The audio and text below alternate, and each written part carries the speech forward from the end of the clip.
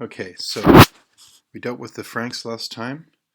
Now we will cross the channel and deal with the various peoples in what was once Britannia and Hibernia, that is, Britain and Ireland. Okay, so Britannia. The Romans had moved in to, they'd crossed the channel into the island. Actually, Julius Caesar personally visited Britannia back when he was conquering Gaul. The Roman conquest of Britannia really got going under Claudius, Emperor Claudius, in the 1st century AD. And it was, this is long after they're making alliances with people, right? Now they're just straight up conquerors, and they come across the channel and they conquer Britannia, and with all that that entails. So they caused quite a bit of misery when they conquered the native Celtic peoples of Britannia. But over time, there are certain benefits become apparent when you are a member of the Roman Empire. There are opportunities that open up for you. So that's the thing with Britannia. It is a Roman province. Now, it's true, the Romans never managed to conquer the entire island. So the Roman province of Britannia was never quite coterminous with the island itself. To the north of the island, there lived a group of people called the Picts, and they were wild people. And the Romans tried to conquer them and failed. So eventually they built across North England a wall to keep them out. It's called Hadrian's Wall, and you can visit the remains of it today if you go to the north of England. And so that was guarded against the Picts. By the way, they're called that. It's related to the word depict, meaning to paint something, and the Picts would paint themselves blue before they went into battle, as a kind of psychological or maybe sort of a magical thing that would give them power. All right, but in 410, all of this comes to an end. The Romans recalled their legions, because it was in that year that the Goths actually sacked Rome. And the Romans needed those legions to fight against the Goths. And the British said to the Romans, wait a minute, we need those. We need the legions for our own defense. And the Romans said, sorry, you're on your own. So 410 really marks the end of Roman rule in Britannia, and it's kind of open season on Britannia. Okay, the Picts come down and do raids into Britannia. The Irish come across, and they raid the west coast of Britannia. And from across the sea, in what is now Germany, the Angles and the Saxons come.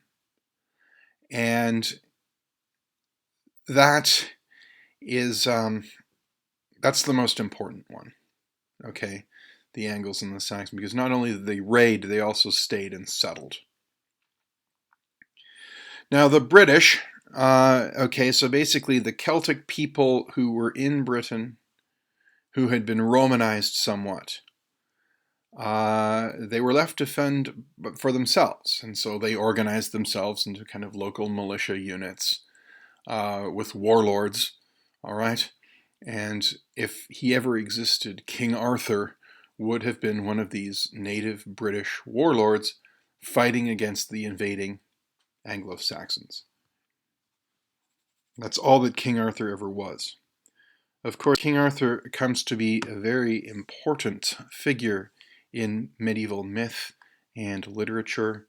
So doubtlessly you're familiar with some of the stories about King Arthur, the Knights of the Round Table, the search for the Holy Grail, pulling the sword Excalibur from the stone, and all of his knights got interesting stories as well. So Sir Galahad and there's Sir Lancelot, the Knight in the Cart. That's an interesting story you can read about in Chrétien de Troyes.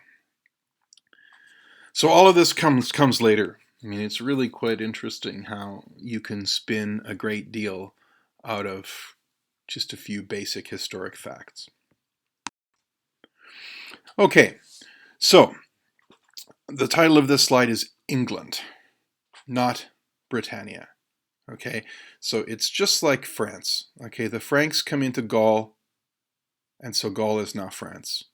The Angles come into Britannia, so it's now named England. Basically, Angle land. All right, and these Angles and the Saxons, they're both German. They both come in, and their invasions are pretty effective. Okay, this is not a situation where they get absorbed into the local population. This is a situation where the local population gets absorbed into them. So the Anglo-Saxon invasions, they push the native Celts into the west, into what is now Wales and Cornwall, and they culturally absorb the rest. So within a generation, it's not like the Franks, of course, they all start speaking Latin, right? So French is now a Romance language. But the opposite happens in England. Okay, the Celts end up speaking German. All right, and they also end up losing their Christianity too, because these Anglo-Saxon invasions are pagan. And I mean, Britannia would have been Christian by the time the Romans withdrew, but it's not Christian anymore. The Anglo-Saxons made sure of that. Okay, and here's some examples that I like to share about how English is a Germanic language. Okay, how to put this? In both English and German, you can use a noun to modify another noun. So think of like Star Wars. Star is a noun, and wars is a noun. And that works in English. Presumably it works in German too, Sternekrieg, all right? But in French you would have to say La guerre des étoiles, okay? The war of the stars. You can't do that in French. You can't say étoile guerre. That wouldn't make any sense. You have to say the war of the stars. You have to make your noun, you have to make it into an adjective. Either you put it in an adjectival form, or you make an adjectival phrase out of it. Okay, so youth hostel is Jugendherberge auf Deutsch, but in French it's hostel of youth, auberge de jeunesse. Okay, in English a bedroom, in German Schlafzimmer, sleep room, but in French it's a chamber of sleeping, a chambre à coucher. And there's another one at the end there, évasion fiscale, okay? Fiscal evasion. So fiscal is an adjective, right? In German and English, it's tax evasion or Steuerdelikt. So that's a grammatical feature that English shares with German. And there's a certain amount of vocabulary as well, all right? So short everyday words like church and Kirche are clearly related to each other. Église is French for church, and that's related to the Latin ecclesia. Okay? Wasser and water are essentially the same word. O relates to aqua, which is the Latin for water. And then fus and foot, same thing, but pied is based on the is on the Latin root. So that's another example. Now, we do have a lot of French vocabulary in English. That comes in later. But at heart, English is a Germanic language. Okay, this is what England looks like. Okay, the Angles and Saxons are not, they're not necessarily unified. They break England up into a number of petty kingdoms. Okay, traditionally there are 7 of them. Sometimes there's more, sometimes there's less. But there are the 7 kingdoms. Historians generally call this the heptarchy, okay, the 7 kingdoms. And you can see there Northumbria, Mercia, and East Anglia. Those were the 3 Anglian kingdoms. And then to the south, you've got Wessex, Sussex, and Essex. Those are the Saxon kingdoms. That's what the sex termination is. It's essentially West Saxony, South Saxony, and East Saxony. So those are the 3 Saxon kingdoms. And then there's a third group called the Jutes, who lived in what is now Denmark. They came over and they grabbed themselves some territory in Kent, which is in the extreme southeast of England. But across, you can see there Wales and Cornwall, both of those remained Celtic.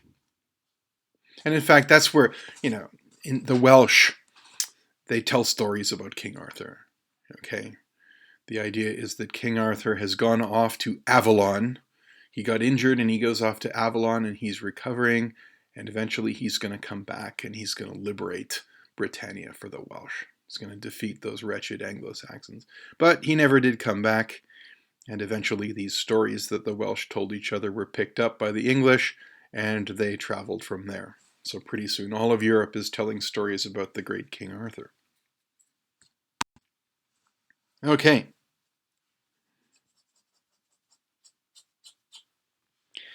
Christianity.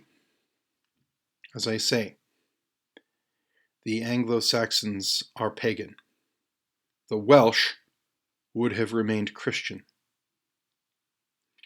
The Irish across the sea, in what the Romans called Hibernia, they're also pagan. The Romans knew about Hibernia, they traded with Hibernia, but they never bothered to conquer it. And so the Celtic people who lived in Hibernia are, they're Celts. They will do slave raids when they can. And once the Romans left, it was, as I say, open season on Britannia. And perhaps the most famous victim of an Irish slave raid goes by the name of St. Patrick.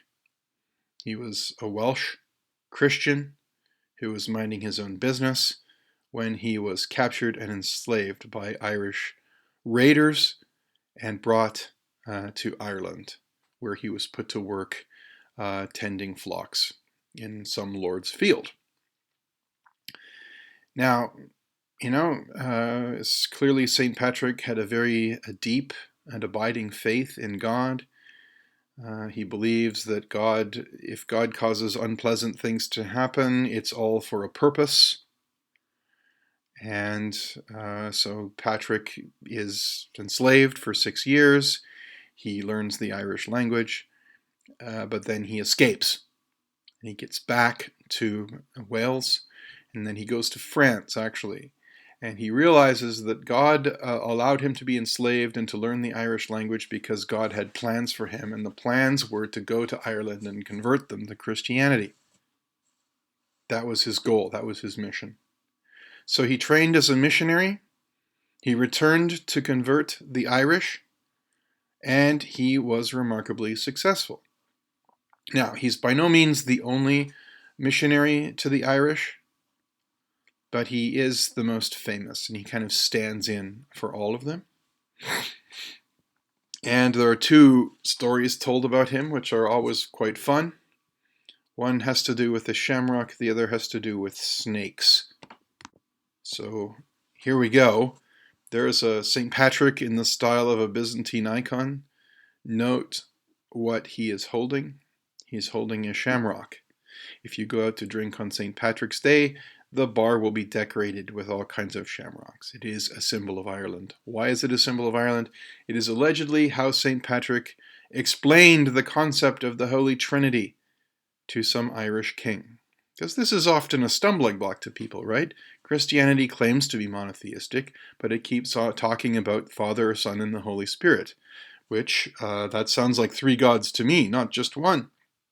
Well, St. Patrick picks up a shamrock and he says, just look at this. It's got 3 lobes, but it's really just 1 leaf. That's all you need to know about the Holy Trinity. All right? And that is why the shamrock is one of the symbols of Ireland.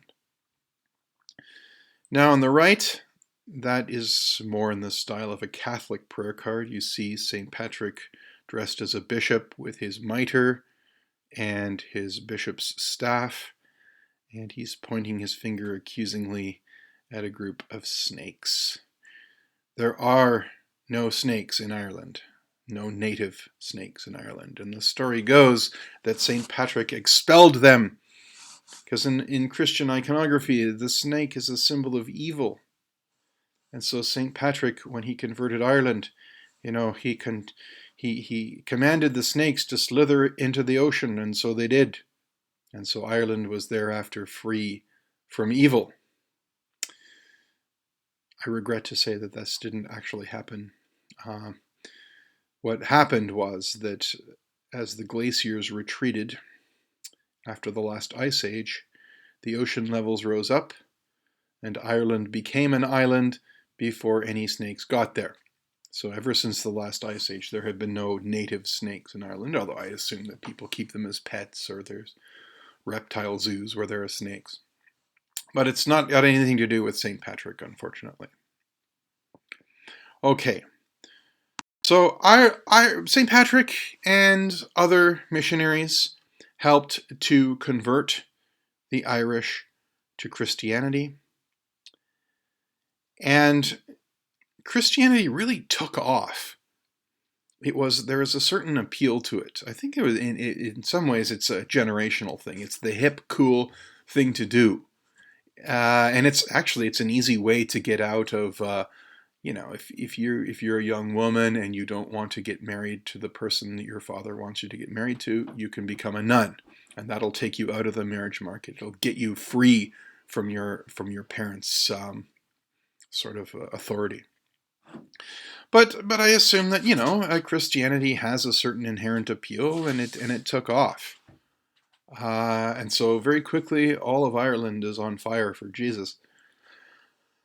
However, Ireland was never part of the Roman Empire. And certainly by the 5th century, Christianity and the Roman Empire had glommed onto each other. So to be a Christian meant to be a Roman and vice versa. So if you're going to be a Christian outside of what used to be the Roman Empire, in some ways your Christianity of necessity is going to be slightly different. And that's certainly the case in Ireland. Christianity is subdivided into dioceses, and each diocese has a bishop. Okay, that was a subunit of Roman government. Okay, so if, outside of the Roman Empire, there are no dioceses. In fact, in Ireland, there were no cities at all. It was 100% rural. So there are people designated bishops in Ireland. I mean, St. Patrick is one. But authority tends to belong to abbots and monasteries. Okay, so Christianity in Ireland was far more monastic than it was ecclesiastical. Well, that's no biggie, is it? Really? You can have an abbot governing Christianity just as well as a bishop can. Okay. Apparently, priests shaved their heads slightly differently than they did on the continent. All right. Well, that's no biggie either. I mean, a tonsure, it's, hey, can't we be friends? It gets a little bit more dodgy. The church in Ireland had a different penitential system. Okay, that is, if you've committed a sin, you have to suffer some kind of penance for it. And the Irish had a different list of penances than the continent did. So now we're starting to get into some doctrinal differences. And then a difference that really was stuck in the craw. I mean, traditional Irish society was a lot more tolerant of divorce than the Catholic Church was, and so the Irish Church was also tolerant of divorce. That's now you're flirting with heresy, okay? And there's also that we have these examples of Irish curse prayers, all right? So, dear Lord, please help my enemy to suffer some terrible misfortune. Well, that's not something you're supposed to pray for in Christianity, right? Love your enemies and pray for those who persecute you. You don't wish harm on someone else, even if you don't like them very much. So that too, by that measure, Irish Christianity is slightly dodgier than Roman Christianity. But all of this was focused in one question, and that is about the date of Easter. The date of Easter stood in for all of the differences between the Roman Church and the Irish Church. Okay. Now, no one knows this, so I'd like you to learn it. Okay? Easter is a movable feast. It sometimes falls in late March. Sometimes it falls in late April. Usually it falls in early April, but it's movable. It's not always the second Sunday in April, okay? Now, how do we determine the date of Easter? Why is it movable? Well, it's movable because Passover is movable. Passover is the festival at which Jesus was executed. And Passover, the Jews keep a lunar calendar, so Passover varies when it falls during the year. Christianity wanted to retain this custom of a movable feast in honor of Passover, but they didn't want to just copy the Jews. This is an interesting thing about Christianity. They often want to keep Jewish custom, but they also want to distinguish themselves from Jewish custom. Thus, the Christians will take one day off per week, but it's not Saturday like the Jews do, it's Sunday. So that's the Christian Sabbath. And so, yes, Easter, like Passover, is a movable feast, but it's calculated to be such a way that it's never quite on the same day as Passover is. So, here's how you calculate Easter. You find the vernal equinox, i.e. March 21st. Okay, that's the first day of spring, when you have 12 hours of daylight and 12 hours of night. Then you find the first full moon after the vernal equinox, and then you take the Sunday after that. So as I say, Easter can be as early as March 23rd, or as late as, April 25th. The Irish had a slightly different way of calculating the day of Easter. Usually it was the same as the Catholic one, but sometimes it was off. And sometimes it was the same as Passover. Okay? So this was a big deal. How can we be Christians if we can't even agree on the date of Easter? Okay. This is a picture of the church building on Iona, which is a small island off the southwest coast of Scotland. This monastery was founded by St. Columba in 563, and there's a picture of St. Columba done in the style of a Byzantine icon. Okay, and Iona, you can go there today. There's a conference center. I know people who've been there. They find it very spiritually moving. But it was founded as an Irish Christian monastery for the training of missionaries to send into England. Okay? Because the Irish are now on fire for Jesus. They look across the sea. They see that England has reverted to paganism under the Anglo Saxons, and so now they want to go and bring Christianity to them. So that's partly what Iona was founded for. It was founded as a base to train missionaries. Okay. But the Roman Christians also had a missionary impulse. And the story goes that one day Pope Gregory the Great in Rome was walking through the slave market, and he sees a pair of beautiful, blonde-haired, blue-eyed boys for sale. And he asked the master, "Who are these boys?" And the master said, "Well, they're Angles." And Gregory the Great said, "They're not Angles, they're angels." Okay? Now, Gregory the Great did not do anything so useful as actually buying them and freeing them. But he realized that, some beautiful boys like that certainly deserve to have their souls saved. So it is Gregory the Great who sponsored a mission to England. Okay, he commissioned a man named St. Augustine, Okay, not to be confused with the author of the City of God, but this is St. Augustine of Canterbury.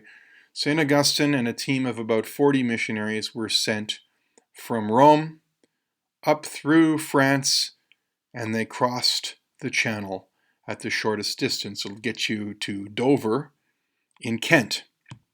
So they were active in Kent. And they were successful in Kent.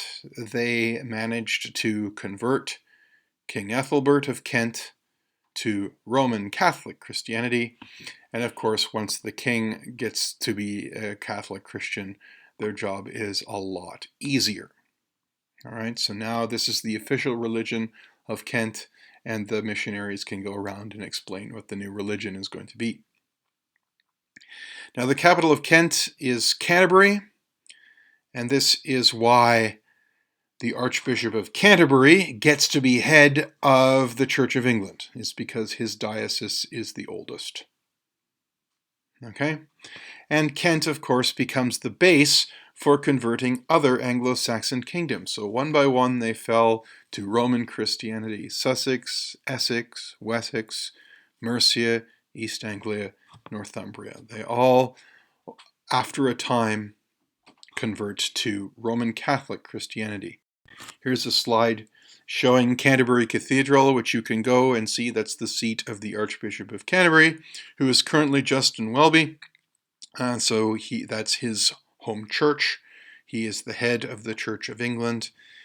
Should something happen to Her Majesty and we have to hold a coronation ceremony for Prince Charles, it is the Archbishop of Canterbury who will place the crown on his head.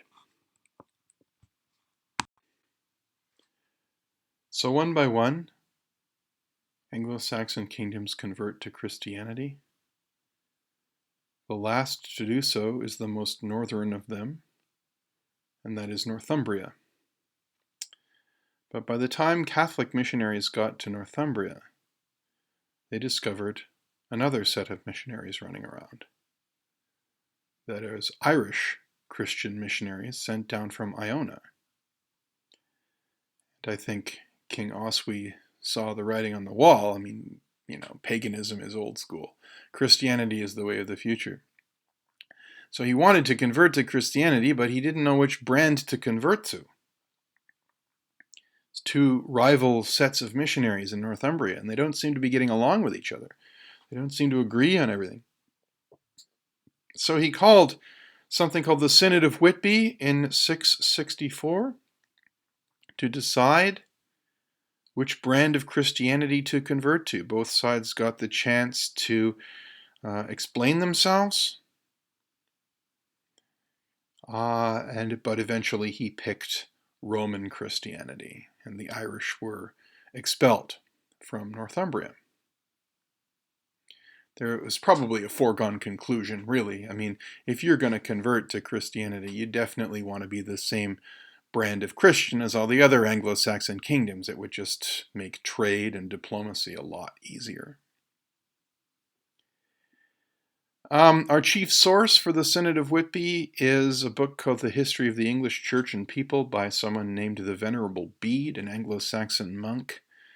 And so we read all about the different arguments about how Easter is calculated and why those people are so wrong and so on and so forth.